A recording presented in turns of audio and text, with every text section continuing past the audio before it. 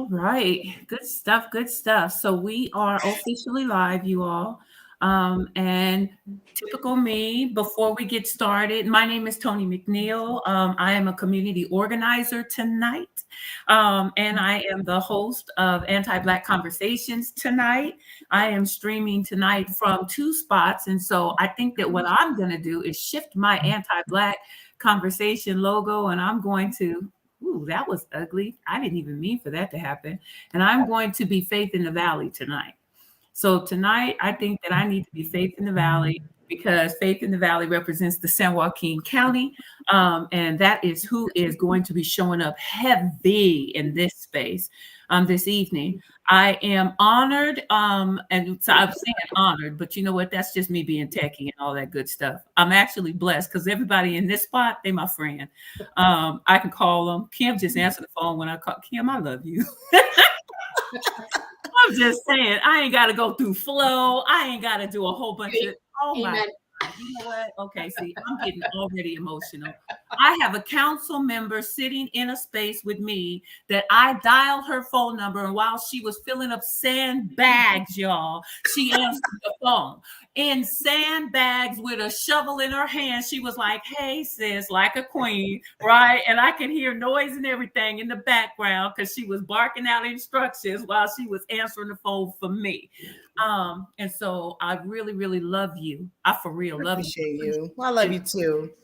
for man, just like, and then getting out of the sand, getting out of all of the stuff, coming home, sitting down, throwing on a blanket to try to warm up, and hopping on the call for the community in order to make sure that we have the information that we need. So I mean, like, that's real love, and I appreciate you. I appreciate you as well. Barbara, man, I called you at the drop. I was like, Barbara, 3 hours ago, I called you on the last day of the holiday and was like, Barbara, I need you to hop on the live with me in order to make sure that the community is updated on what's going on. No better person, more knowledgeable, no better expert that we could pull from San Joaquin County, and I think all throughout the whole valley than the director of Restore the Delta, Barbara. So Barbara, thank you for jumping in and being here with us this evening.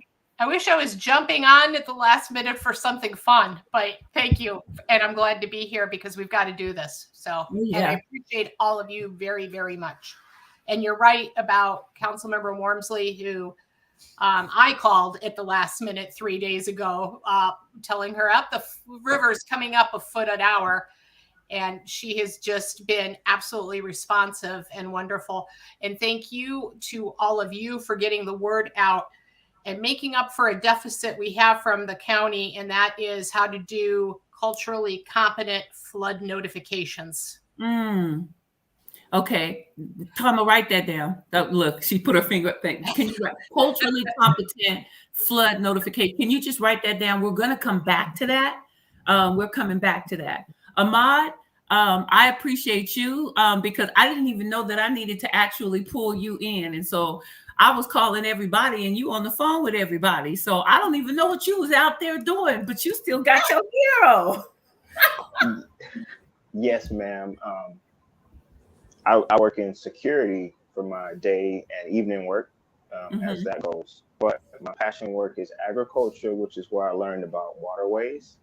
And I was privileged to go through a training, I think it might have been several years ago, with Restore the Delta, where the area I live in, Western Ranch, was the focus of it, or at least the focus in my memory, in terms of flood risk. And so I called Barbara to see if my observation was correct. I was like, I'm worried. She's like, you are correct. We'll be in touch. And then this continued to happen. So look at God.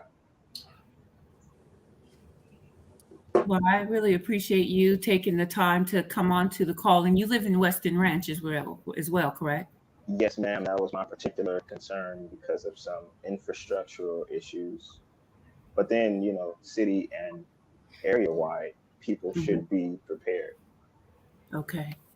So let me go ahead and Tama, go ahead and just, hey, Tama, shout out to Tama. This is my ride or die shotgun all the time. We done travel through all kind of stuff. Watch the freeway flood, watch the people evacuate, went live with it because we ain't got no good common sense but to get on the freeway during an evacuation. We've been in evacuations of fire when we was at Half Moon Bay. Get out, go home, fire, evacuate. Then we was coming back from Vegas. Get out, monsoon, stop wherever you're at. You shouldn't be here. Go back. So we done been in tsunami.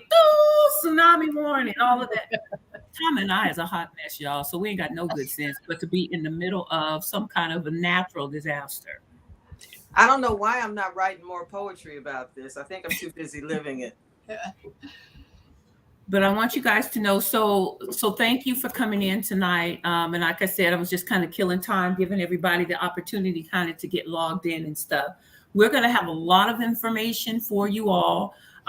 You're going to be able to access it very easily through the chat. I'll be dropping links in the chat, sharing with you different resources that you will be able to access. But I want to turn this over.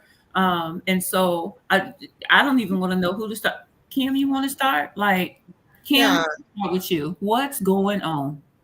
So, I know that I think all of us are native Stocktonians, so we know the history of floods and rain and the critical infrastructure deficit that is currently happening throughout the county. But speaking about Stockton in particular, although this flood threat is not specific to Stockton, but I do want to elevate that there is significant infrastructure challenges in Stockton. And so the purpose of this conversation really is to elevate and educate the importance of what's happening with our critical infrastructure, with the amount of rain that we're currently experiencing, with the storm, with the heavy winds.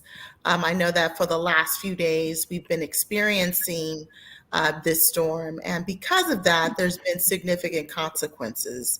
We've seen the rise of trees that are fallen in our community. We have seen areas that are suffering from storm drainage issues, neighborhoods that are flooded. I know that there are several pockets within the community that have been without PG&E. Mm-hmm. There's been several pockets within the county that has been without water for hours because of critical infrastructure deficits from drainage to water flow. And that is very, very concerning and significant. And, we have been able to aggressively and intentionally work collectively as a city to properly address those challenges. However, I am deeply concerned about this week. In particular, on Wednesday and Thursday, we are going to experience probably a historic storm. We're talking about heavy levels of rain. We are talking about winds that are going to be up to somewhere near in between 25 miles per hour. And that's going to be challenging. From my concern is going to continue to be the down power lines. My concern is, getting this awareness out. Earlier, Barbara mentioned, putting this critical information out in a way that is culturally competent and culturally responsible so that all residents are fully prepared. Again, this is going to be an historic storm.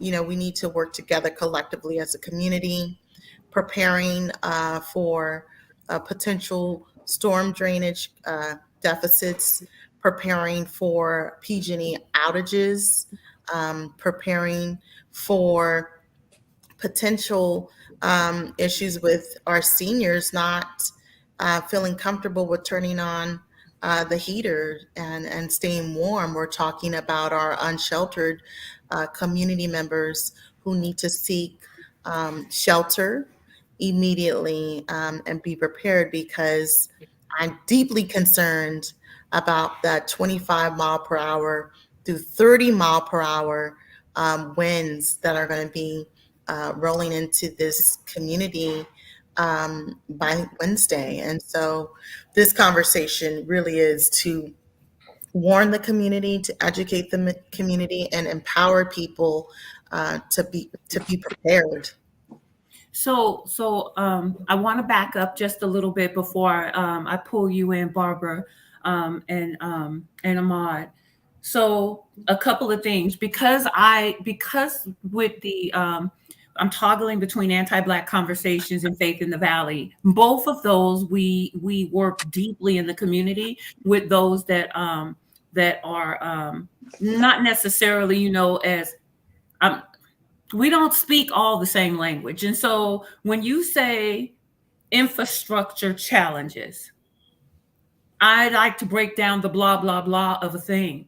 And so when you're saying infrastructure challenges, I wanted to make sure that we're clear on that. And then I want to come back, Kim, or anyone, this is a conversation, I want to lift something up, because you said something about the seniors, and my father lives in a senior citizen apartment complex that is about 5 stories. Hundreds of people live there. They have been without power now for over 2 days. When the storm hit, their power went out, and there was just an electrical blowout. He lost all his TV, his microwave, every electrical appliance that he had, even though it had the surge protector, everything blew out. Everything. So he's lost everything. TV, radio, stereo, he's lost everything. He's going to his car to charge his phone, in order to make sure that he can dial 911 for other people that live in the facility that might need help. Because of the security, the electrical doors don't open, so they only have one door that they can go in and out. But that means that because they're in a community that is also it's in that Oak Park area, that means that other people that can go in and out. And this is a vulnerable population. You've got people with wheelchairs and walkers. So, I mean, I know I'm painting a picture that's kind of bleak here. And so that's why I reached out to you, Kim, today, because I was like, you reached out, you connected us with the Department of Aging in order to make sure they're getting the necessary resources they need. 2 days without electricity, that's a lot. And I think our city is doing a lot to try to keep us going. So let's deal with infrastructure. And then Barbara, I know you're going to go ham when it comes to. Well, I think the city is doing the best it can with the resources that it has. But the truth is, throughout the San Joaquin Valley and in much of California, counties have the wealth and cities have the population. And so I am very concerned that the county, with the Office of Emergency Services, which is supposed to be leading coordination for this county, has simply just been lagging in communication. I don't want to say that they've been lagging maybe in terms of a plan, but they have been lagging in terms of communication. And when are you saying communicating the potential hazards should a storm occur? Put the potential hazards in for people to prepare. When I look at because we monitor the whole Delta region actually, and the Bay and upstream, because we're looking at the Delta watershed. So as soon as a storm like that starts, our little group of nerds on our staff, we're reading every post from National Weather Service. We're looking at radar. We all have radar apps. We're looking at everything that's going on with all the different offices of emergency services for the counties. And here's a couple observations about San Joaquin County. First off, they haven't done one post in Spanish. Yes. Okay. And there are other languages that also have to be posted. We do have about a third of our city that does not speak English as its first language. 66% or something like that, right? It's pretty high. Yeah, I don't know. That is Latino. I'm sorry, Hispanic, Latino, not right. all Spanish speaking. Yes, Right, but a lot of them speak English, but about a third doesn't speak English as a first language, and so Okay. I think that's a problem. In this day and age, they should know better. Second, there were no public postings before the last storm for people to get the word out. The unhoused do use social media. They have phones. There should have been a massive call to get people to shelters that was, I think, much more publicly done than what the county has done thus far.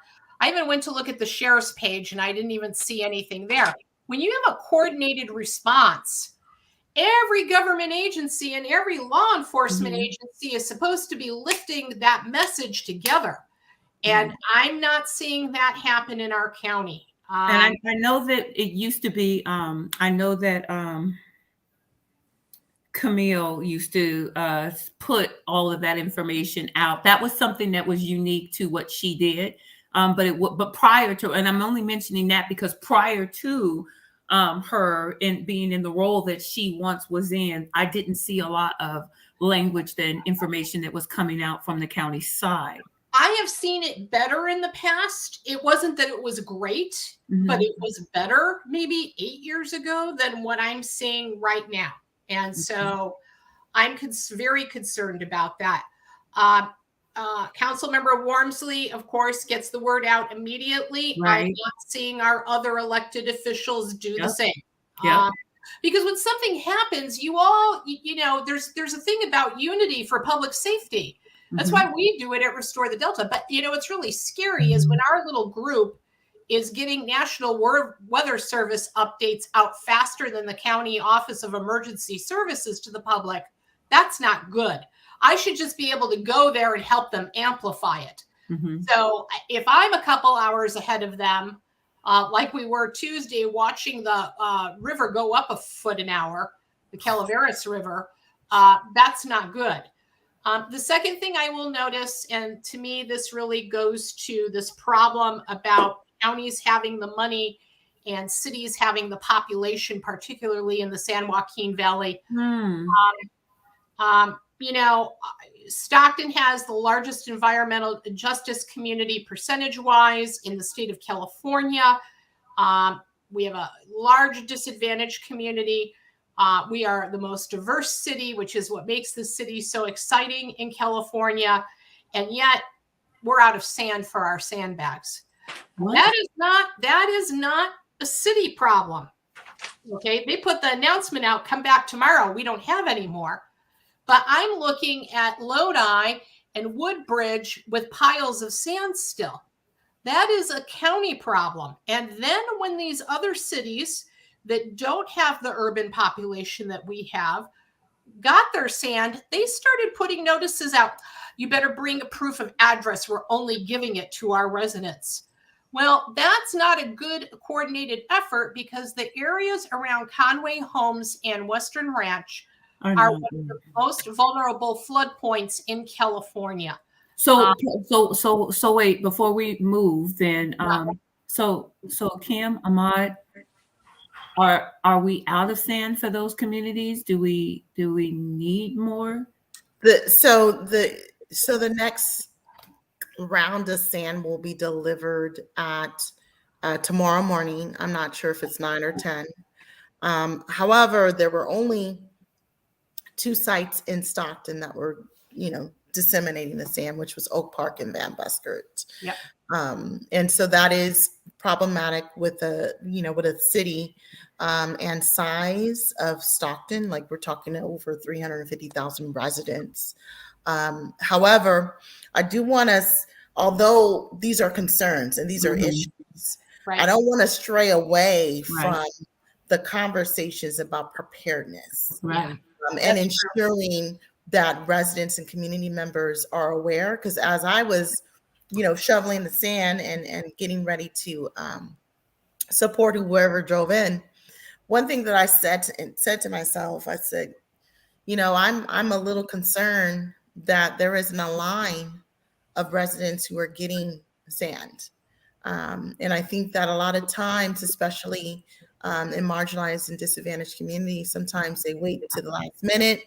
We're not getting the word out fast enough, quickly enough.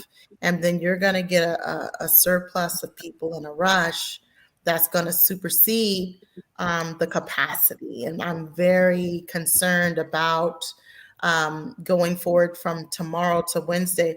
I mean, if we're talking about a record wind at 30, 25, 30 miles per hour, if people are trying to get sand, that's not a good combination. Right. So tomorrow it is very critical and is very important that people are preparing, and we're disseminating that information in languages and in a style too, because sometimes cultural isn't just about language. Right.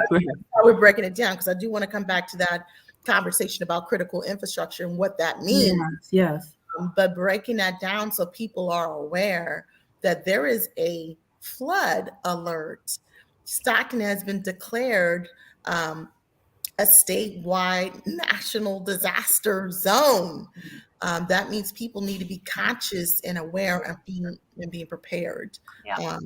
So what do we?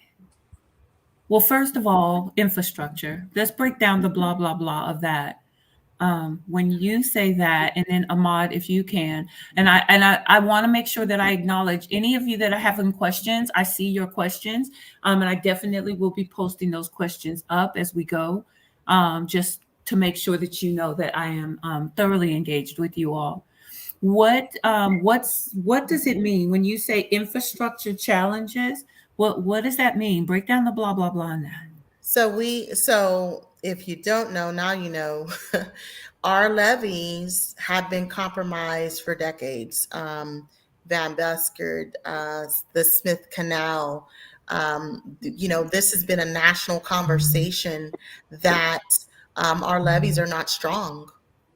And so and I don't know, I'm not a scientist, but will our levees be able to sustain the amount of water flow that's going to be coming in the next few days? I mean, like Barbara said, we're talking about the levees rising a foot in an hour. Is the water that we saw when we were coming from the Calaveras and all of that, does that, Barbara, the water that is in the Sacramento River, all of that, is that water that comes down here? And the San Joaquin. We are at the bottom of it all. We are the bottom of the drain. So the San Joaquin, the Calaveras, the Cosumnes, the McCollum, and the Sacramento all feed into Stockton. Wait. Say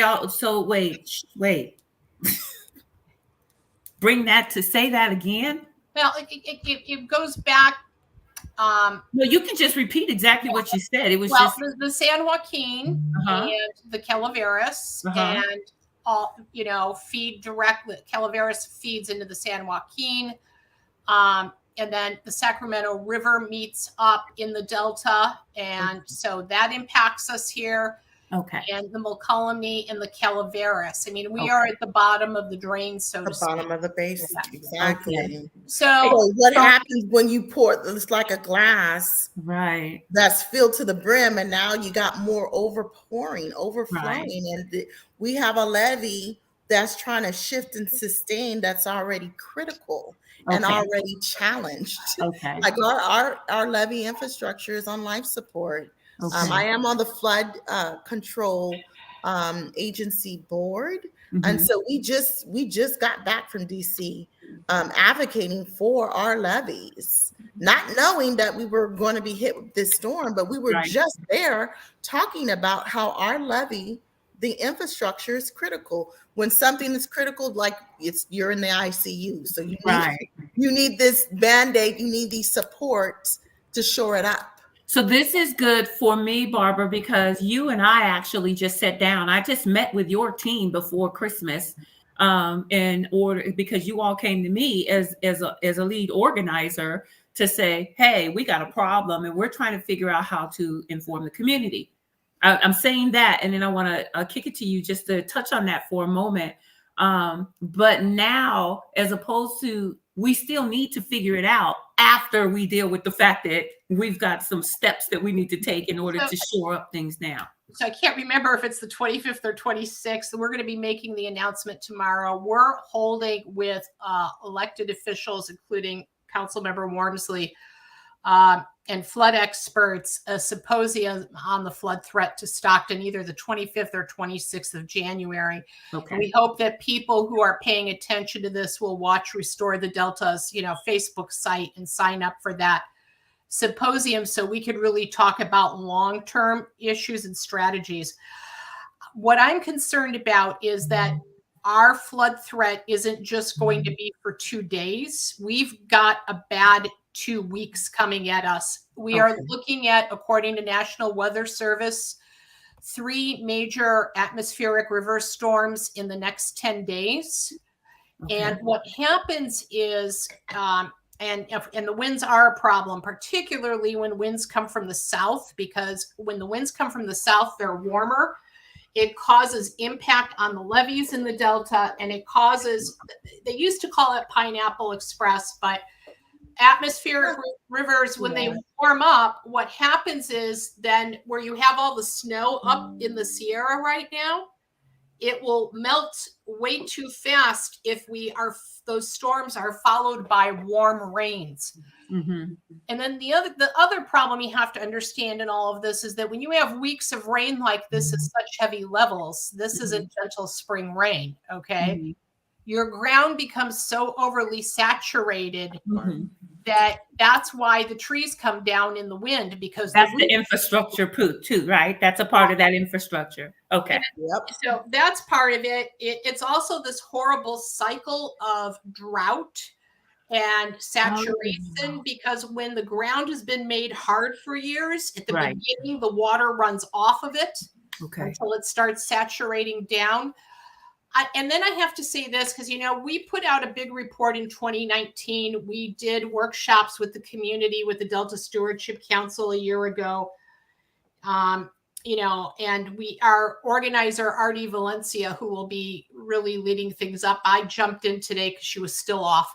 So starting tomorrow, Artie will be really busy with the community for the next couple of weeks. Mm-hmm. But one of the things I want to say, and this is a problem I'm seeing across California, not just in San Joaquin County.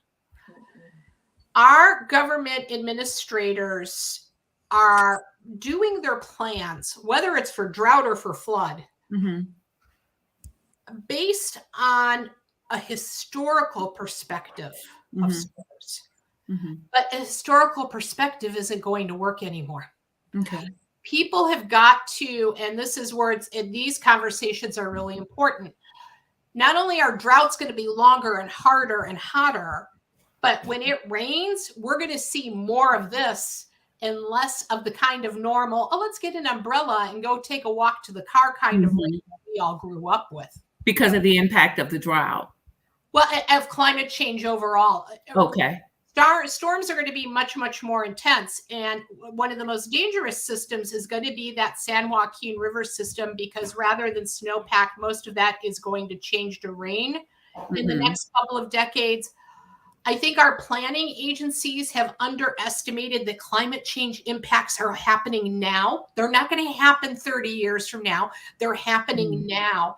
So, and that I don't put on elected. I put this on the civil servant class, because they should be guiding electeds on the best policies, but I think they're all behind. So will this be some of the stuff that we can anticipate learning about when that symposium comes?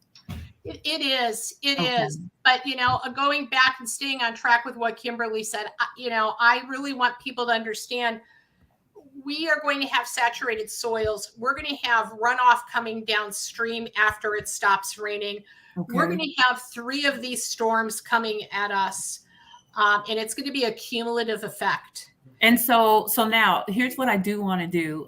Keeping in mind that we just went through a pandemic, y'all, right? We made it through a pandemic. Now we're still dealing with the residual, the impact. We learned from it. But I was proud of the city of Stockton. I ain't gonna lie to you. I organized throughout the entire Central Valley. So I seen what they did in Kern. I seen what they did in Fresno. I seen what they did in Stanislaus, Merced, and I seen what we did here in the San Joaquin County. And I just wanted to name that. So it's not a matter of panic, freak out. It's a matter of what do we need to do in order to prepare, and how do we work together as a community in order to ensure that the most vulnerable community areas have what they need, because we are going to need to come together in order to support the community. And there it is, and there it was. Because I think that it is one thing that I notice, and I'm coming in as an elected official that was formerly an organizer. So let me just say this. The work that was done by the people and communities and community-based organizations and churches. We need that same energy, okay? Community organizations, nonprofits are the trusted stewards. Churches are the trusted stewards. We need those messagings. We need this message out there. I've been emailing, I've been typing, I've been writing, I've been calling, I've been, shoveling up sand. But we need all hands on deck. And I think that while there are some levels of government that wasn't foolproof, that needs some, revitalization, that needs some help, whatever. But that's not what we're here for today. Because we're going to organize around that later. So here's the deal, y'all, right? Today we see why we need to address the organizing part of it later. This is why we need Barbara in this space, because today I need you guys to know Barbara and Barbara, I'm going to call them the Geek Squad, right? Because look, I don't know. Look, all of them people will be looking at practical matter and stuff like that. Ahmad, I'm throwing you under the bus with them because you do. We don't understand. So they're going to have workshops, symposiums that's going to break down the blah, blah, blah for us in English and Spanish, so that after we address today's crisis, that we actually begin to organize so that we have the infrastructure that we could our county needs to put in place to prepare for the next crisis, because we're at the bottom of the bowl. So absolutely. So we need, and for Western Ranch, just as sorry. Go ahead, Ahmad. Just for living in Western Ranch, all that was said, especially that concept of bottom of the bowl. When you think about it, think about that kind of cup that has that extra dip in the bottom. That's what Stockton is. And no, that's where Western Ranch is. And not that it's only about my community, but Western Ranch is particularly vulnerable. We need to respond tonight and tomorrow. Western Ranch in Conway, yes. Don't forget Conway and Western Ranch in Conway, yes. Yeah, that whole area. And there's a map that you can look at. It's a flood map, and it'll show you your risk. There's also some agencies that you can contact to. They have some data that can help you figure out how much you should expect, but it's going to be really, really a lot. I should say that I'm not a weather expert, but just prepare for the worst, so that if it's not, we're in a good space. So there are a couple of things I think people should do right now to prepare. Is that when they see the notice, grab your shovel, get some sandbags. If you live, I think, adjacent to a levee. But I think that's important. I think people on their social media should be following National Weather Service Sacramento, National Weather Service Bay Area, because we're kind of in between here in Stockton. So we're kind of impacted in both directions. The County Office of Emergency Services for the county, and then the City of Stockton. I think that if you check those sources regularly, you will have an idea of what's happening. In particular, National Weather Service got the flood up on Highway 99 faster than any of the counties did the other day. And the reason why I say that's important, and you should also be aware of what's surrounding you, is because people drive out of this area. And, if you think you're leaving one area because there is a danger, if something should happen, you don't want to go to another bad area. So I think those are really important sites for people to have. I think I have staff that lives in the country club area that is going on day 4 tomorrow without electricity. Yes. Um, Yes. So I can't stress this enough. We should encourage people to get batteries and Okay. some extra Wait. water and candles. Yeah. So let's wait. Hold on one second. Elder Tony wants to say something. During the pandemic, those that had the ability to hoard resources hoarded resources. Those that did not have the ability to actually just get the basic necessities Had nothing. had nothing. Yep. So, Elder Tony would like to just put out there, please do not hoard That's right. resources. In fact, if you have the ability to buy batteries and flashlights that you can actually distribute out to community that might need them, Yep. do that. Yep. Let's work together. This is what I mean by we need to come together in order to make sure that the most vulnerable, we are only as strong as our weakest link Yep. as a community. And we need to shore up our weakest link. I wanted to also, before we go any further, David asked some questions. There's some questions and they're getting buried, and I want to go back up. David, I love you. David probably he might be here. Before school starts, he's saying, okay, students go back to school Wednesday. How can we distribute information in our schools a day before the storm begins to hit again? Again, I will say, well, I'm going to step back. All students go back on Wednesday. Manteca Unified School District goes back on Wednesday. Yep. So let's talk about all the kids, because every kid is important in this conversation.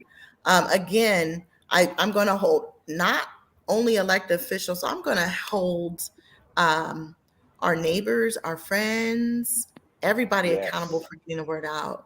Because this is not a one man or a one man show. Right. It's a everybody show.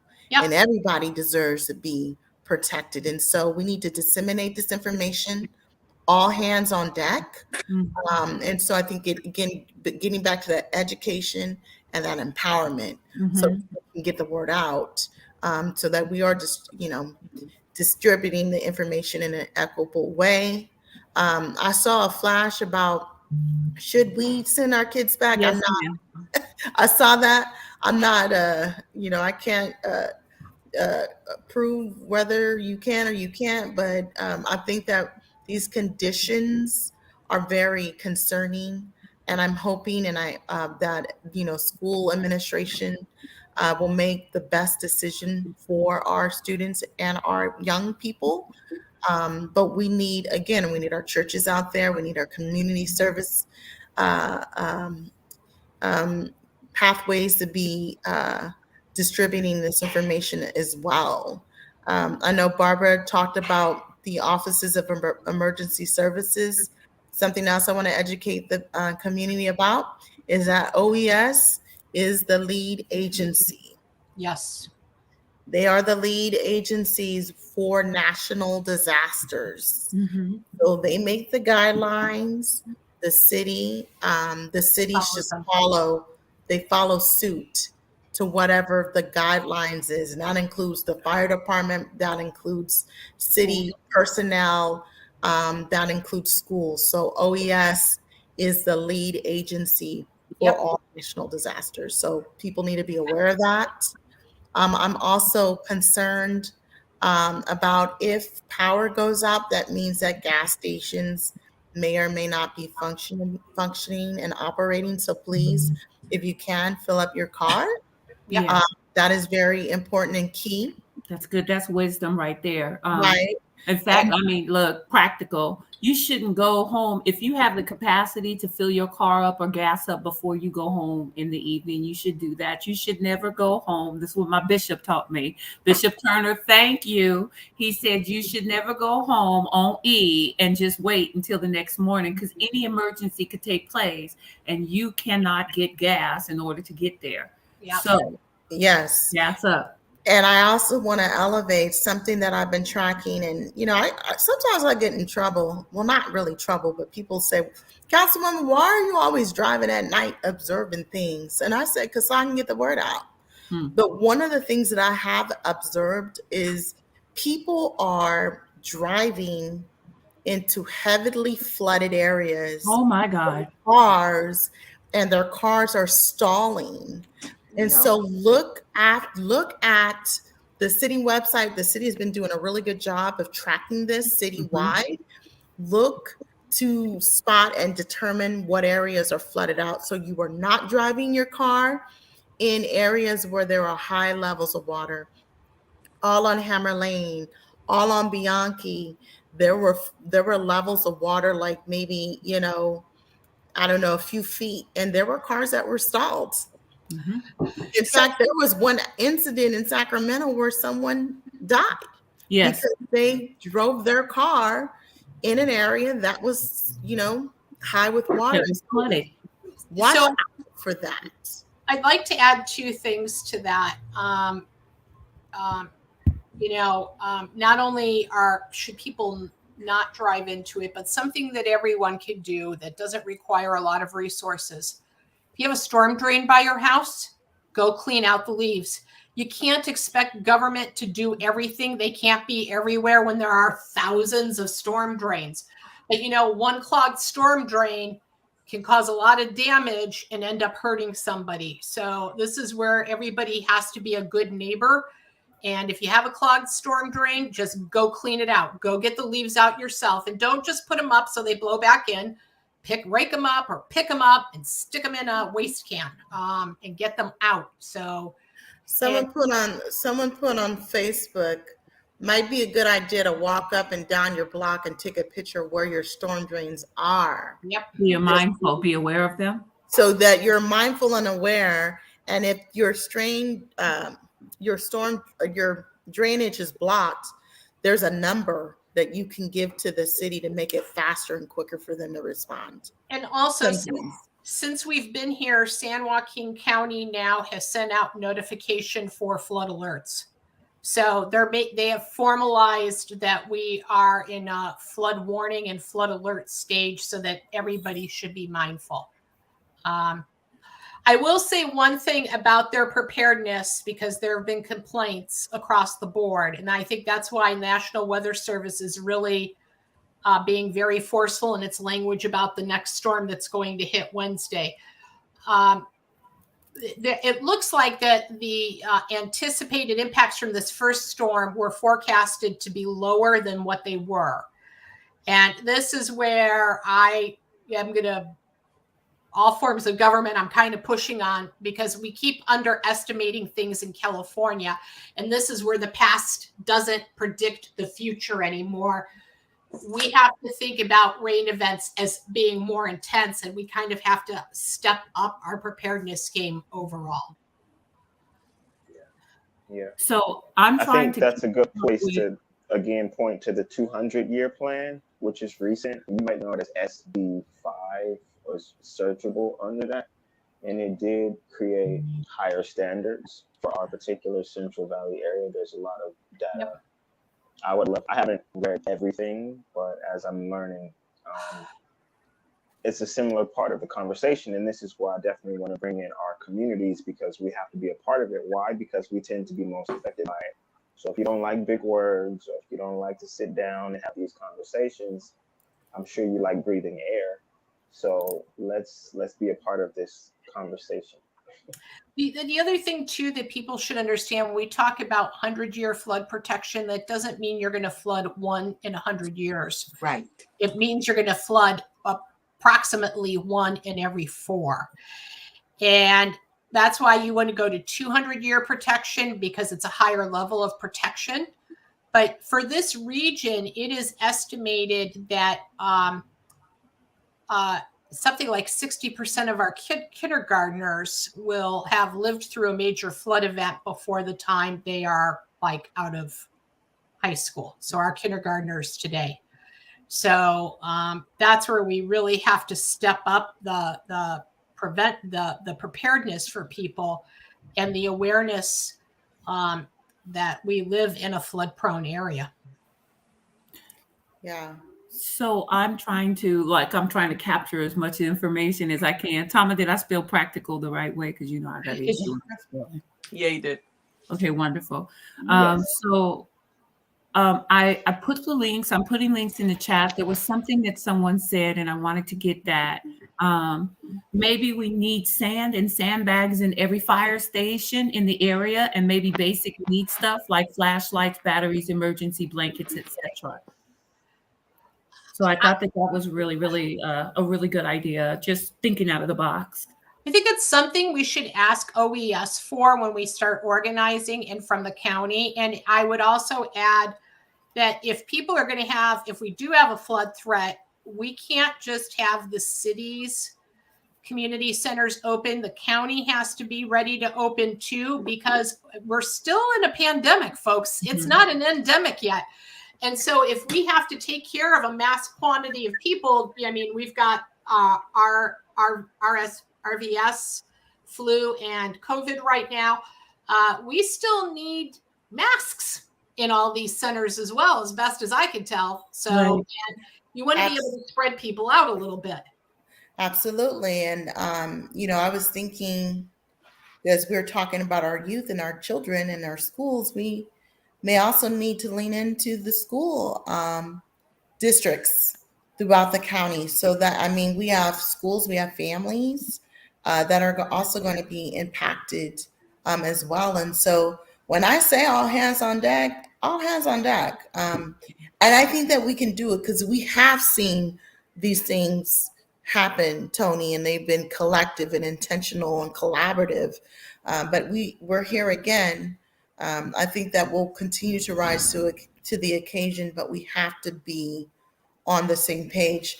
You put practical tips. There was something I wanted to elevate about the PG&E outages. This also, compromises street lights. There's a lot of areas where there are no street lights. Be mindful of that.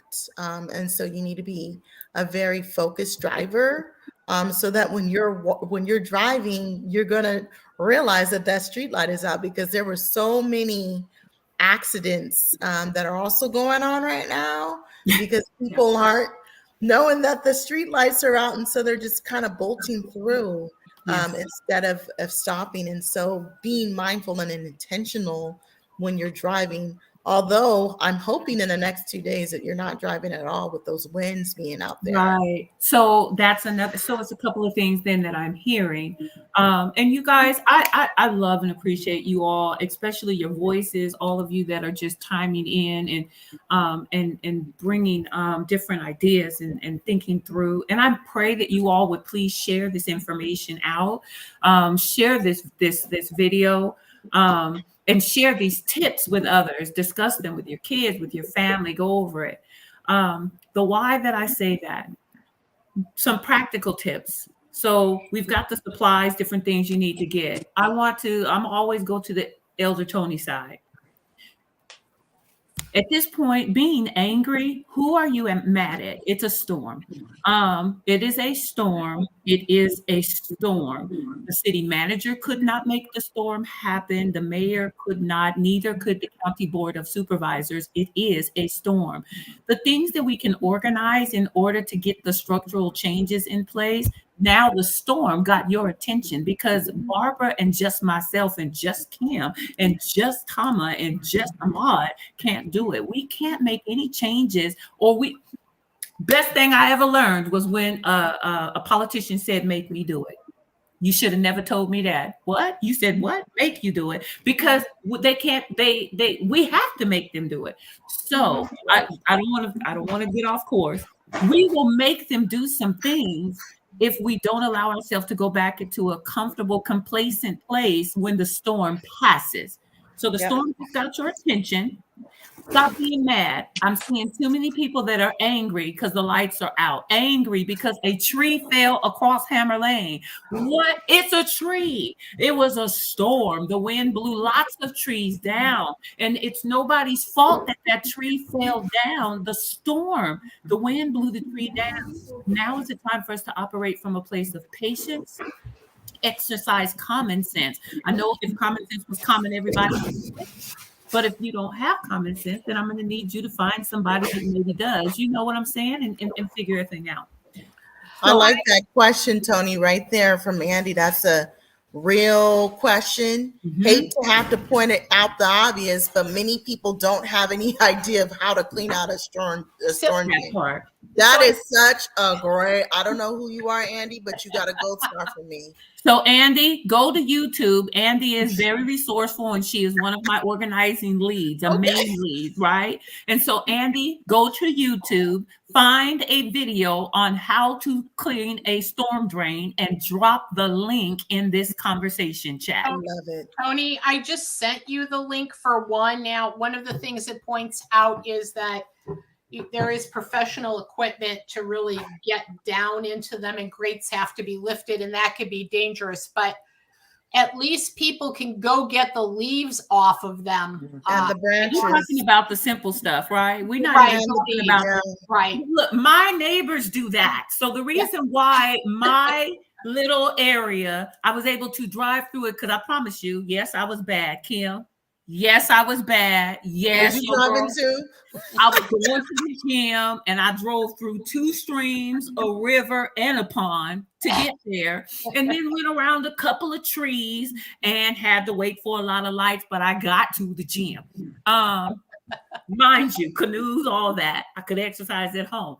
However, I noticed that after the storm, my lights were out for a little over 24 hours. Wow. Yeah, and but when I did come home, the flooding, because my area was pretty heavily flooded, but the drains and stuff had been cleared, because the last time we got flooded in pretty bad, my neighbors go out and they make sure, that they're unclogging those drains too. So this is our neighborhood, you guys. It's our community. Let's do what we can in order to just assist and to help. And let's do what we can to also not cause so much more problems, like, driving through flooded stuff. You knew that the underpass was flooded. Okay, let it go. Just let it go, Tony. Let it go. Let it go. I know. One thing I think we also need to do. Wait, I'm so sorry, Barbara. 1 second. Don't lose that. Is March Lane flooded? I can't keep up with every area. Right. There's a link though, right, Tony? Where's that link that the city manager sent you? I dropped it inside the chat already, but I'll put it back up. There is a link that is telling us all of the areas. Oh, and yeah, thank you, Kim. Shout out to city manager. I called city manager, and it's a holiday, and he responded immediately, and then immediately started sending me links, blew up my email, sending me links and resources. The city has been pumping information out, I mean, like crazy. The mayor, his page on IG and on Facebook, they are pumping stuff out between you, Kim, and the mayor and the city staff. I'm like, oh my God, y'all better come with all that information. Listen, nobody's gonna outwork me on that social media. I'm blowing it up. But it's true, and I think that this again just kind of it sets the tone. It sets the tone, but all in all hands on deck. I did post a picture of a young father and a young son that was unclogging a drainage. And again, we don't want you to be lifting and removing. That's dangerous. But what they were doing is they were sweeping the branches and the leaves off. There are the street cleaners, the street sweepers are out in full force. I want to bring it back to that 25 to 30 miles per hour wind. That means leaves are going to be blowing. That means more trees are going to be falling. In fact, I'm doing all this shoveling for sand, and my dog is missing, and my fence is personally down as well. Oh, wow. And so we want to be mindful of that. Please do secure your animals. The animal shelter is full. Okay. Make sure you secure your gate. Make sure you are also checking on your animals. And there has unfortunately been a pretty drastic number of animals that have been found on the road that have not survived. And so I just want to elevate that as well as a practical tip, sis, because that's something else that's happening. Okay. Those are Barbara, are you able to answer that question, Barbara? I put up there, what areas of Stockton are in the most danger of flood? I would say Western Ranch and Conway, just because of the levee in the San Joaquin system. However, I'm very much concerned about the Calaveras. I'm very concerned because about it the went up Calaveras. significantly, and it's flowing freely, which we don't have often. In a couple more storms, there's not a lot of freeboard there.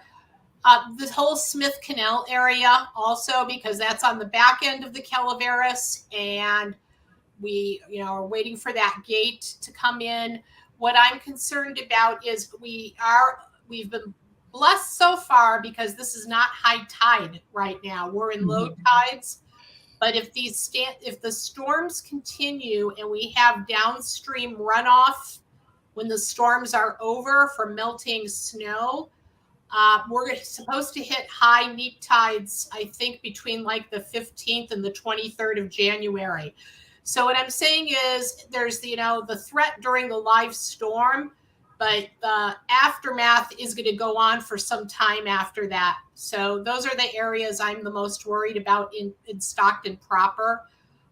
Throughout the Delta, I'm also worried about the town of Walnut Grove, what's going to come down the McCollumney and the Cosumnes into the Delta across from Elk Grove and Wilton. And that's important for our county to know because people travel back and forth to Sacramento. We have friends all over the place. Unity, what impacts one community impacts us all. So yes, it does. Yeah. Yes, I'm it does. also concerned about the Moorfield area. We're not, I don't represent the unincorporated areas in the city of Stockton. When you say that, what's that mean, sis? I'm breaking it down. I'm breaking it down for you. So these are areas that are governed by the county. So we're talking about Moorfield. We're talking about some of the deep areas of the east side of Stockton, like near. I can't even think of it, like going towards Linden. We're talking about Country Club. The reason that I'm bringing these areas up is because they don't have sidewalks. They don't have sidewalks. I repeat that. And so what I'm finding, because I know that somebody's going to come get my car keys, I know. But what I'm finding is that those areas with those trenches, they're probably about at least maybe about 5 feet deep. My God. Guess what they're filled with? Right. Water. Mm-hmm. That's true. And so you got these areas, Country Club area too, Yep. that are so flooded that people cannot leave their homes. And they don't have sidewalks. They don't have storm drainage. So wait, there's an area that I was really surprised. I was driving down Ben Holt. Oh, honey. And I was like, it's bad when Ben Holt. Unincorporated. I'm like, look. Unincorporated area. That's another unincorporated area because all back in that area where the what do you call those homes? Like lofts? No, they're not lofts, but they have been just flooded in for days. Yeah. There's also a problem on the east side of the county, that we have to pay attention to for the farm worker community. It's called the Balota Weir, and that is where the diverting canal for Stockton East matches up with Mormon Slough and the Calaveras. Okay. Gary Prost went out and took photos. We knew it was dangerously high 2 days ago, and Comanche and Don Pedro, I think, are full. So there's going to be releases and there's going to be water coming down there as well. Yeah. When you say releases, what do you mean? Oh, they release water out of dams. See, on the Sacramento system, they're Wait. You say releases. You're not okay. So back up. You have to releases from the dams. Yeah. Yeah. because they're too full. So you can't let the dams overflow or put them in danger, because that's a Okay. terrible flood risk. Okay. So you have to release water out of the dams into the rivers Okay. during these times as well, so that they Okay. can take more water in from the Sierra. Okay. And, you know, when we get to organizing and we do our seminar, one of the things I'm going to talk a lot with you about is about why restoration of floodplains in the San Joaquin Valley and the Sacramento Valley are essential. Okay. Because it gets that water back underground during times like this, Yeah. which keeps you going during the drought. So everything that is going on here, like you said, we're the bowl, and so it's eventually it is going to impact us in the bowl. Real quick question: can Stribley Park be added to the sandbag location, or is there a need for Stribley Park to be added to the sandbag location? Is Stribley area are they vulnerable? I mean, everybody's dealing with floods some way, Yeah, shape, or yeah. form. I mean, The levee over here? if the nearest would be either Mormon Slough and Calaveras, could be Oh, okay, maybe. potentially. So But Cynthia, I don't know. Maybe Cynthia's asking because of that. I'm not sure. well, I mean, I'm sure we're talking about equity. I'm sure we're talking about accessibility, but we're also talking about capacity Mhm. and like that's something I can definitely elevate. I can't promise. I Okay. can elevate that. I can ask that. But Barbara, I want you to back up for a second. I think I can explain it. I think you can explain it better. But as it relates to the flood and in real time, when Don Pedro and some of those other dams, when that release happens, can you talk about how that will affect Van Buskirk, Smith Canal, and some of the Well, so that would impact if there was a Don Pedro release. The way I think things would come down, it would impact more flow into the Calaveras. So I think that would impact more the Calaveras and potentially Smith Canal. Van Buskirk system. Even though the Calaveras flows into the San Joaquin, it's upstream of Van Buskirk.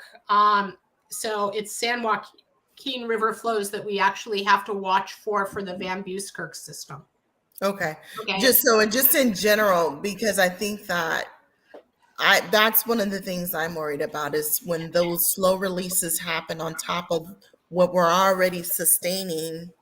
And here's the other thing too. I mean, I'm talking about river floods because those are so incredibly strong. But what we're also seeing in Stockton is I think we are in desperate need of funding for infrastructure grades just for our runoff and wastewater system. I don't know if it's because we're low and water levels are high with the land water scenario here adjacent to the Delta. But it seems to me that we have a terrible problem with being able to drain into our infrastructure properly when we have heavy rain. I mean, the last storm was 3.75 inches. If we had gotten 5 inches like San Francisco, I don't know what would have happened. We had 30 road closures. And so I think, post-organizing, I think there's going to need to be a real push. Is our drainage infrastructure for our urban areas big enough and capable enough for what we're looking at with climate change? Mm-mm. Yeah. And if they're not, what we're doing community and the step before that neighborhood wise, like I was talking to my wife and I'm like, babe, it looks like we might have to go knock on our neighbors' doors and be like, hey, can I count on you for this or that? So just thinking with communities and people, that's where I'm putting my mind, not in a fearful sense, but this is an opportunity to really, really cover down on your neighbor. We say it a lot, we hear it a lot, it makes us feel warm. Then let's do that, because that's what I'm going to be doing literally tomorrow and forward, learning and listening for where there is a need. And if I don't know, I'm willing to learn. If you know something, tell me. I'll tell you. Put it on Facebook. I feel like that's because I saw practical tips too, and I'm sitting here like, what's useful for people. If you're looking at like if you're at home, you stay at home, maybe you're a child or whatever. Look at the water levels. And just text your neighborhood. Hey, this is happening. Stuff like that could be life saving. So just be watchful and be willing, I would say. And those are really good tips, Ahmad. And I will say this, because one thing that I've learned is that even if you think people aren't watching, people are watching. Yeah. Because I will tell you, there's times I post about things, especially about this flood. I think I'm like, am I doing too much? Because no one's responding. But That's I me. get inboxes like, All the hey, keep updating us, keep educating us. Yeah. And discernment and education is critical. Yeah. I also want to elevate, as you're talking about our neighbors, please, please, please keep in mind community members and residents who have health disparities, Yep. who may not be able to go to the grocery store, Yes. who may not be able to go to the dollar store, Yep. who may need blankets. Earlier, one of our residents from Western Ranch just notified me that Winners just donated 100 blankets to our unsheltered community because I'm going to be honest, and people are probably not going to like what I have to say, but the capacity and the needs supersede, meaning that there is just not enough beds at the shelter to really sustain this massive amount of people who are seeking shelter. It's the reality. I also wonder if there's a way to put a call out to churches to open up their community rooms or gyms right now. And the second part of that, long term, maybe not this set of storms, but I think we really have to work on a plan. Like, do we have like boats, rescue boats at every firehouse and every church and every It's community not out of the center? question. So before we and these is, like I said, we're thinking out of the box, right? I want to make sure those of you that are still viewing, if you have questions, please feel free to drop them in the chat. If there's something that we are able to ask or to answer or to connect you to a resource, we will do our due diligence to. Even if after we are off of the live, if you still have questions, you can drop it in the chat. It'll still come up, or you can inbox. You can messenger me. Look, I ain't even letting Tony McNeil. Just send me a messenger. I just put up a blast, and then I dropped it in all of the chats. So Victory and Praise Church is 2029 East Harding Way, Stockton, California. Their phone number is also listed. They have pallets of Gatorade that they are able to distribute, and pallets of crackers. They get different resources in every couple of weeks that they give out in bulk to the community. Also, the Winners Bingo Hall just donated to them $1,000 worth of blankets for them to distribute. They will give them out until they don't have any more. So it is first come, first serve. If you have blankets, don't go to VIP trying to get blankets. I'm not, look, I can say it. I can say it, and ain't nobody going to come get my keys, and ain't nobody going to sit me down because, I'm just saying. If you have blankets, do not go to VIP in order to get more. There are people that don't have blankets. Yeah. If you are in a place where you have no electricity and vulnerable people like that senior citizen apartment complex that I just mentioned, they may need blankets. They may need resources. And so I'm going to be tapping into them and connecting with Councilmember Warmsley in order to make sure we connect them with the resources that they need. There's also another resource that I have, and I'll put it in here, but I'm going to back up and make space. Oh, Randy Evans wants to know, anyone that wants to answer this, how do we advocate for water storage systems in our area? What we're really after is floodplain restoration. Look, dams put out a tremendous amount of methane, And we've built dams in California on all the best seismically available sites. What we really need with climate change so that water doesn't evaporate is we need underground groundwater restoration. Our floodplains should be in place so that when we have rains like this, we can release water like they do at the Yolo bypass. There's two projects that we need to have finished here in San Joaquin County. One is called Paradise Cut, and the other one is the Mossdale Track Project. Those are in the south part of the county, but you have to remember south is upstream on the San Joaquin River because it's a river that runs from south to north. And we need those floodplains because it'll do two things. It will give our farmers needed groundwater supply during the dry times. It will improve wildlife. It will give us new places to recreate. And it will also protect us during flood. Regardless of how high you build a levee, the best flood protection, especially for us at the end of the system, is for as much water to be captured upstream into floodplains. And that is a lot of our work coming up at Restore the Delta. It has to be both. It has to be levee upgrades, but we need to get that water underground and back into our groundwater systems, which are collapsing from overdraft in California. Thank you so much for sharing that.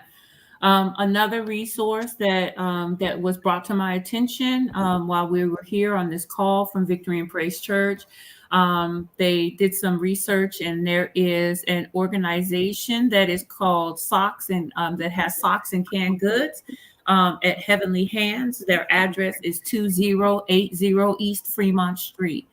And so I just dropped that inside the chat as well. Socks, and they have socks and canned goods available for those that need those resources. And I also want to make sure you all are utilize our City of Stockton website. I need y'all to stop sleeping on them, stop playing. For real, because I was like, look, let me go ahead and share my screen, because see y'all playing.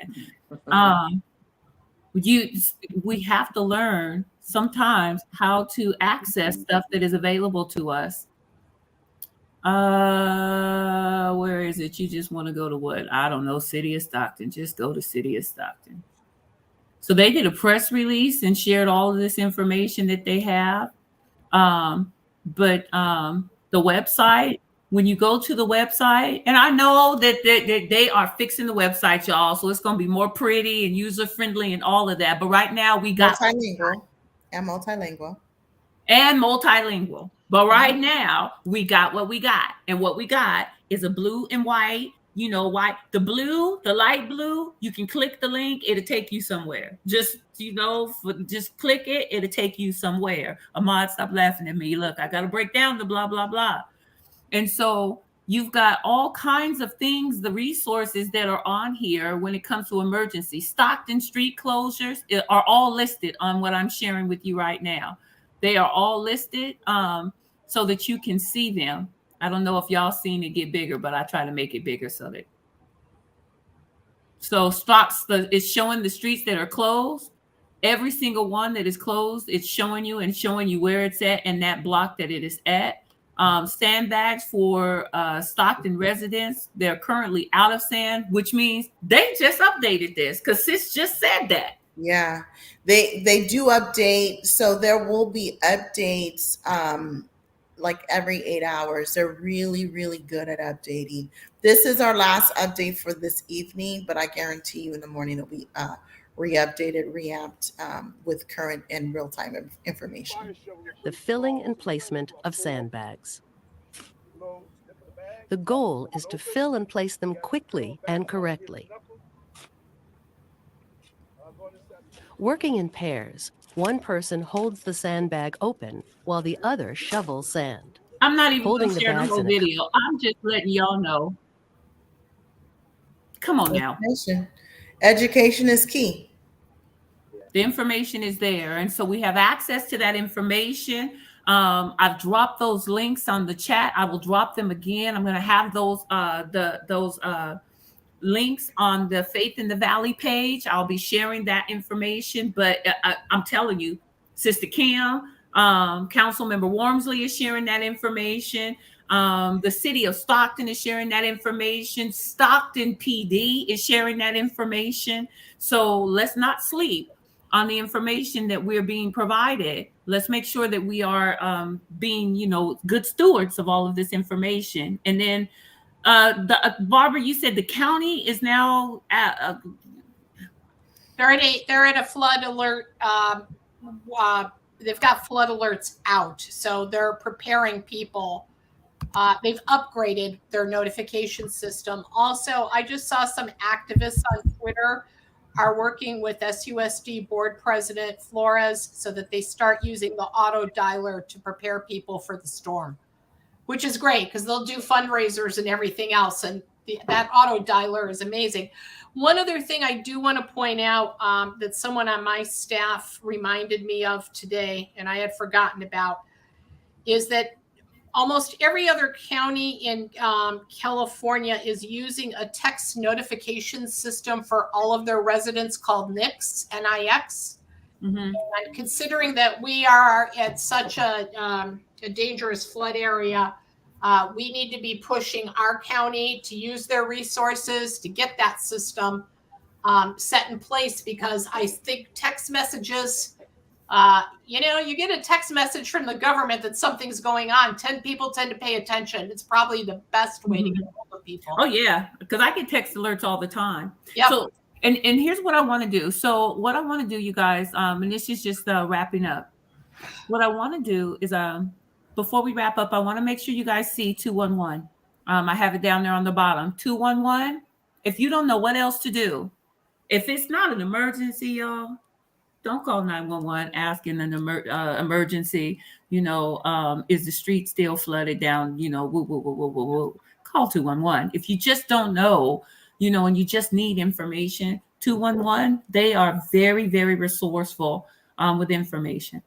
And available 24/7. I've called myself and they answer 24 hours a day, 7 days a week. I've called on Christmas Eve and Christmas because I like to test.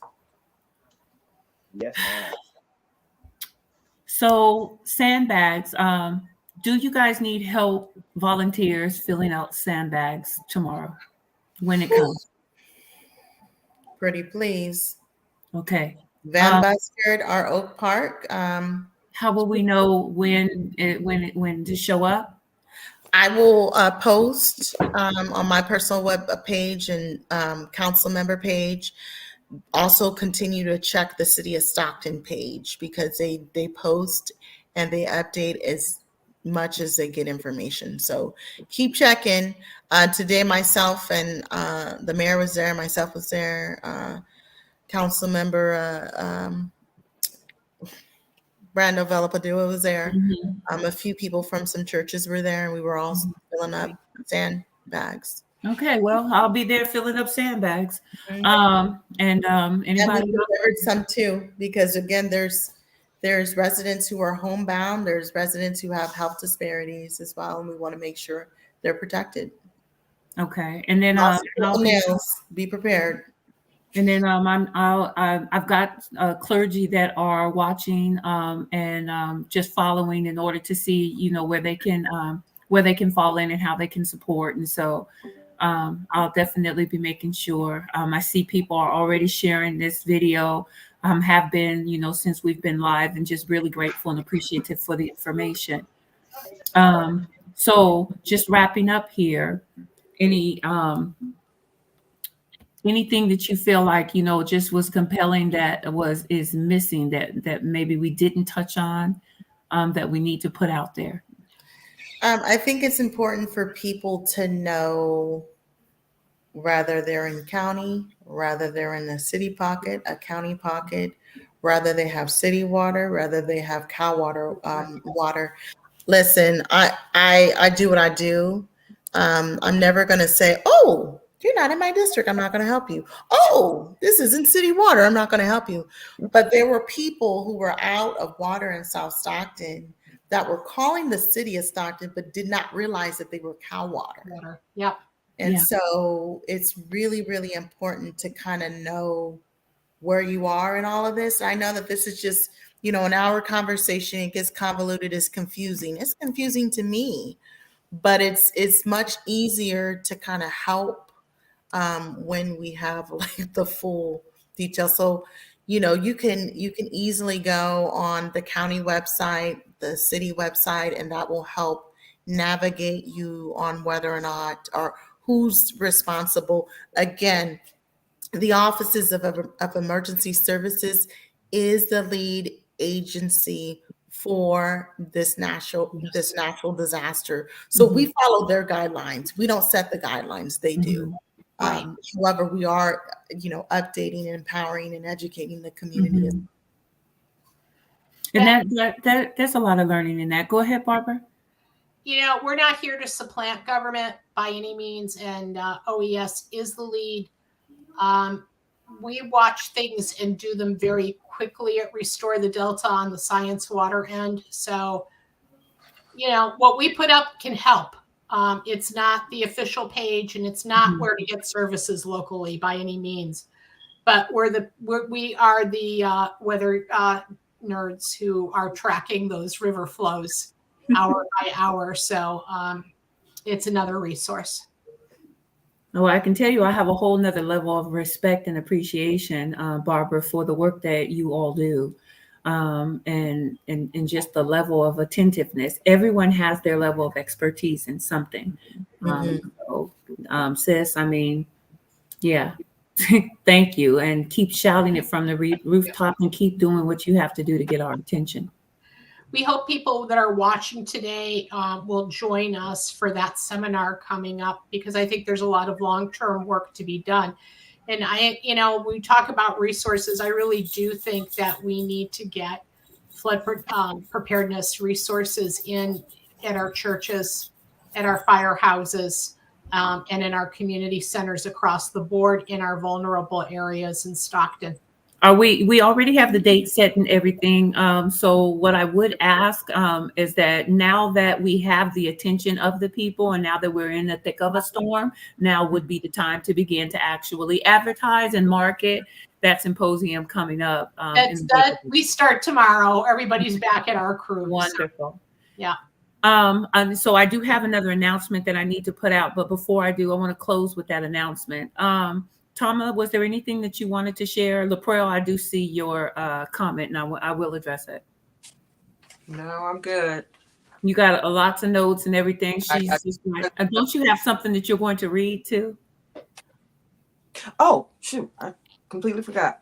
Yeah, I did want to share, because everybody's weather and climate and civic. And so what is the Poet Laureate of Stockton doing on this live stream? Well, one, it's all about stories, and it's all about a community voice. And over a dozen years ago, we had young people talking about climate change and our levees, and paying attention, and how we were God's sneeze away from becoming Katrina's big sister. And people weren't listening to Barbara then. They're going to listen to her now.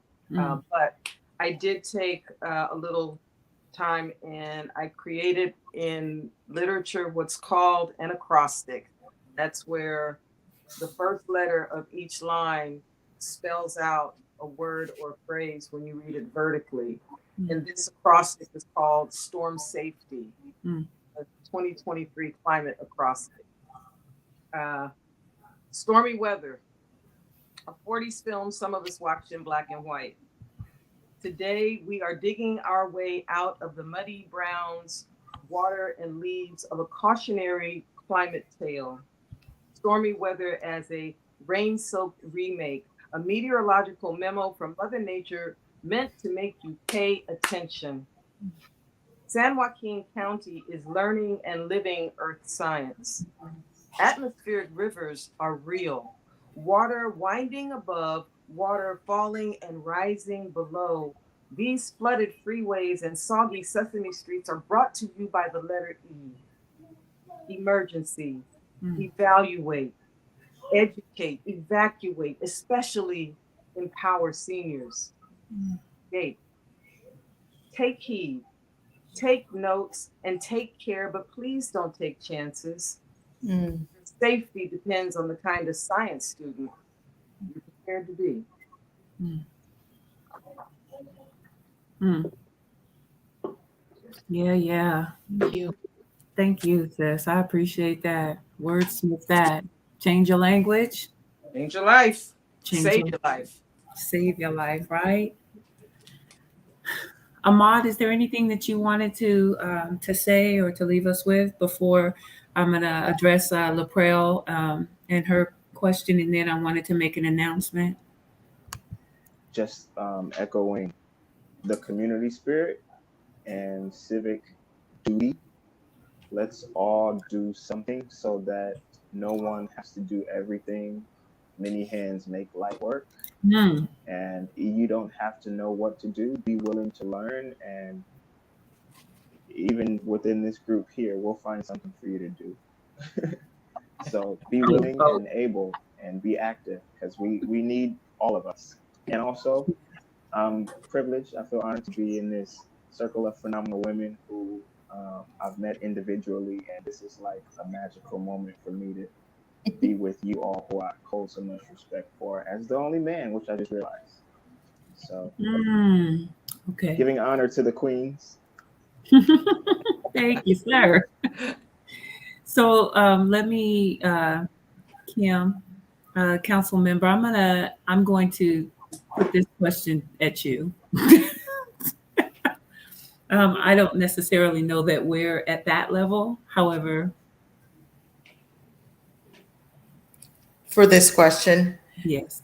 I think that we will follow the directions and the directives of the Offices of Emergency Services. Mm. They are the lead agency that is, leading us through this disaster. Mhm. There is also a state level Offices of Emergency Services.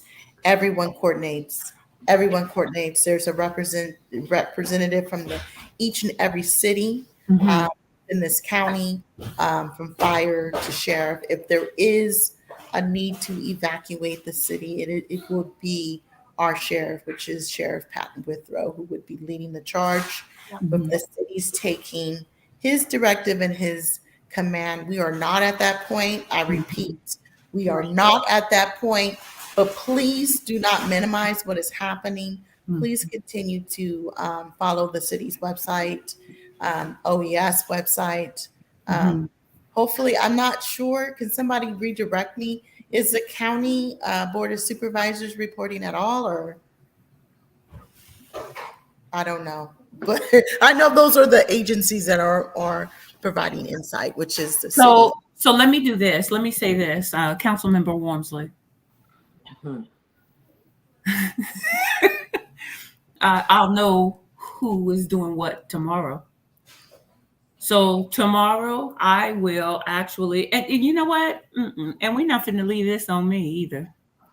If you want to know whether or not, because whether you live in the city or not, you still have a county representative. So if you live on the south side of Stockton, I need you to hit up Miguel Villapudua, because he would be your representative. You see what I'm saying? And so these are the things that you need to know who represents who where. I can maybe put up a map or a list of who it is and contact information. They love it when I do stuff like this. And so I then will put that information out for you, because they love to hear from you. And you can reach out to them and ask them all the questions that you could possibly think of and see how they can respond. Yes, I encourage you.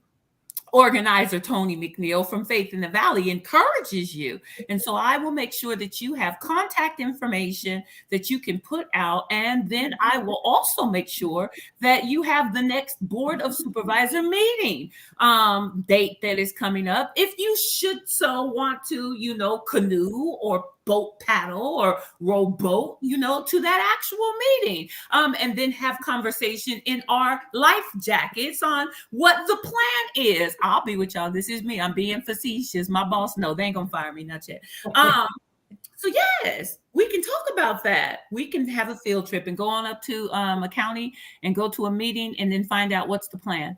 What's the plan? What they doing? And then we will go to the symposium that Barbara's going to have and learn some information, get the understanding. We will break down the blah, blah, blah in order for us to be able to have conversations that make sense going forward. Now, all that being said, Victory and Praise is holding a prayer all week.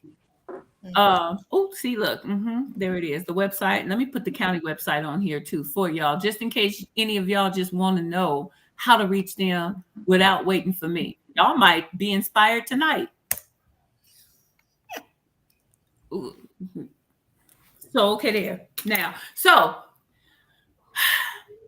Victory and Praise is, oh, wait, I'm so sorry. Laprelle had a quick question. Laprelle, you wanted to know if it's possible for us to hold another session. I will connect in order for us to update. I think that we probably should do some kind of an update. This was impromptu because of the urgency. And so I don't want to say, oh, we'll come back in a week, because there may be something that calls us to have to do this sooner than later. So we will be coming back with another update in order to make sure that you all have the latest information. But look at these Facebooks.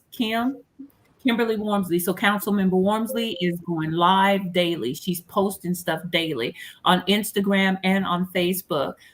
So is Mayor Kevin Lincoln. His staff is sharing from Mayor Kevin Lincoln on Facebook and Kevin Lincoln Mayor Kevin Lincoln on Instagram. I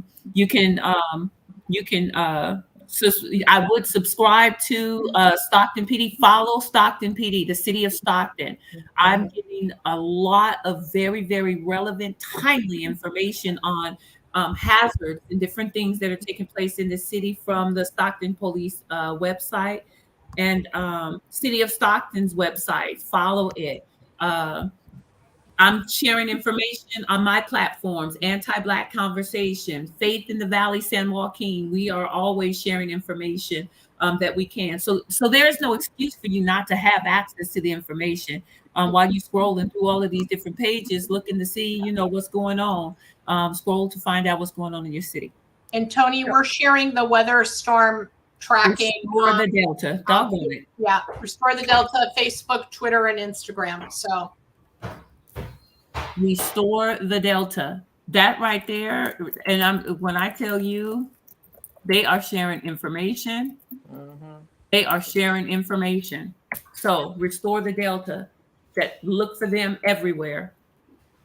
So the last thing that I wanted to share with you all is that Victory and Praise Church is having, they had already scheduled this, and who knew we were going to be in the middle of a storm.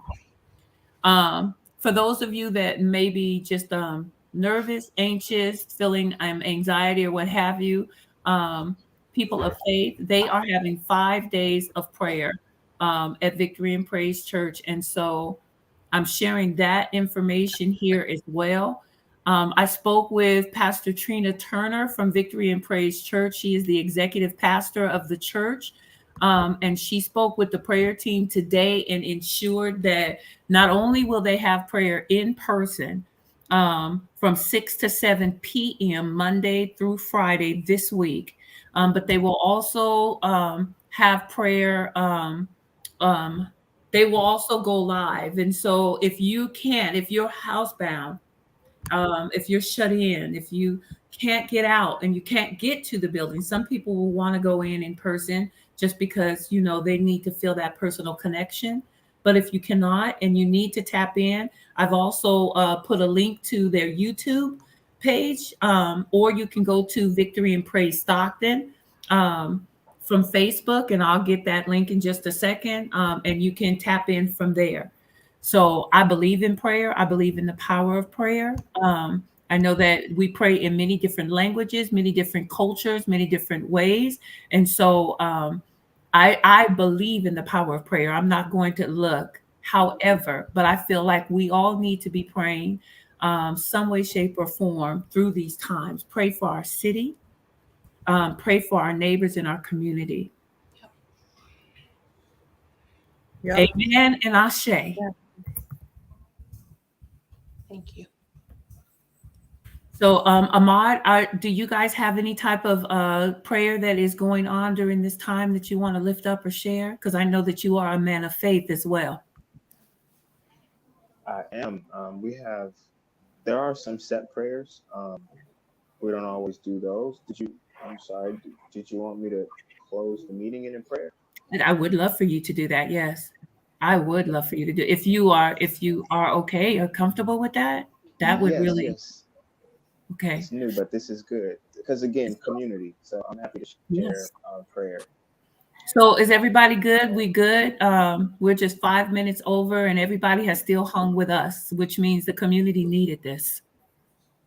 Our community needed this, and so I thank you because our community needed this. We need each other. We are what we need. We have everything that we need when we come together, y'all. So I turn it Yes, over to you, Ahmad. absolutely. And thank you for the opportunity to close prayer. Okay, family. In Islam, we kind of do this, but you don't have to. You can pray however you're comfortable. In the name of Allah, God, the Beneficent, the Most Merciful, the One Master of this day of judgment and requital, in which we all live, Thee alone do we serve. Thee alone do we beseech for aid. Guide us on the right path, the path of those upon whom Thou hast bestowed Thy favor, and not the path of those upon whom Thy wrath is brought down, nor of those who go astray after they have learned Thy teaching. Amen. Amen. Thank you so much. You all be safe out there, and I hope that if you have need of resources or what have you, please send a message to me in Messenger, and I will connect you. Don't forget, tomorrow we will be showing up at either Oak Park Or Van Buskirk. or Van Buskirk. Is there a time that we should, or should we just wait to see you post? Yeah, just wait to see me post or continue to check the city's website. I don't even have an ETA on it. Again, OES is a lead agency. We just follow suit.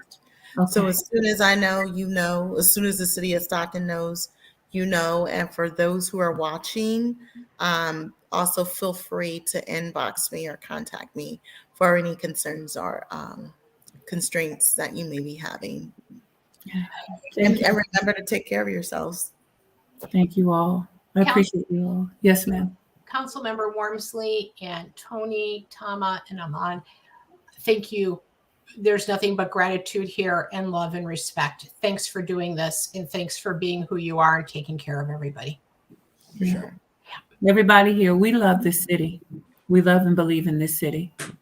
And we know that the people here love and believe in this city. And Stockton is someplace special. I don't care what the nation says on the outside. We know our city, and we know our potential and our capacity to be great and to succeed. And we're going to overcome all of the things that we're dealing with. We just need to make sure that we do it together. I will work with Pastor Nelson Rebel, Councilmember Warmsley, in order to ensure that we have something with El Concilio and Pastor Phil Nesta for the Spanish-speaking community in order to make sure that they are brought up to speed. Okay. Amen. All right, you all. Godspeed. You all be blessed this evening. God bless. Take care, my dear. Bye.